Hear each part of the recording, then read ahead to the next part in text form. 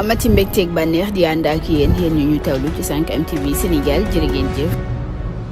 mbokk internet ci 5M TV Sénégal dal leen jàmm ci seen chaîne bile ñu daal di wax nag ci génnum àdduna kile di Pape Keita ginnaaw autopsie bi ñu def sax nag moom dafa xamle ni arme à feu moo ko daal di faat mu mel ni nag wute nag loolu la jëwriñ bi ñu dénk wàllu bi réew mi lee Juan Antoine Félix Diome waxoon ni ab arme blanche la mu mel ni jëwriñ bile sax nag moom fi mu nekk nii nag ma ngi cay jiixi jaaxa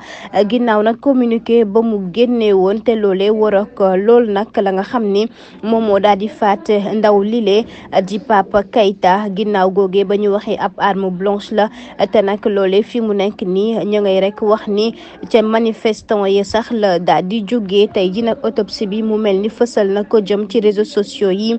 di wax le nag arme à feu kay moo daal di faat moomee di Pape Keita député bi di Guy Marius Sagna sax moom xamal woon na lu mel li nu mel ca page Facebook am di wax ni nag file ci réew mi dafay rek daal di jot ñenn ci suñu kilifa yi rek ñoom daal di rek xool lu jëm ci seen wàllu responsabilité xool nañ la ñuy waxee di nag di vérifier di saytu bu baax a baax yi la information yi nga xam ni dinañ ko daal di jot rek waaye bu ñu jàppee ni ña nga xam ni ñoo faatu ña ca manifestant ya ñooñu yëpp dañ leen di renvoyer rek foofu ci cour pénal international lu jëm itam ci wàllu maintien de l'ordre ak influence bi nga xam ne gis nañ ko ci méthode israélien yi lee jëm ci territoire bi nga xam ni ñëpp ñu bari ci Israël yi palestiniens yi ñoo ko daal di occupé loolu ab danger la buy nag daal di law jëm ci suñu wàllu démocratie ndax nag nañu xam ni autopsie bi moom ginnaaw gi daal di nañ koy nag partagé maanaam yaatal ko ci réseaux sociaux yi lee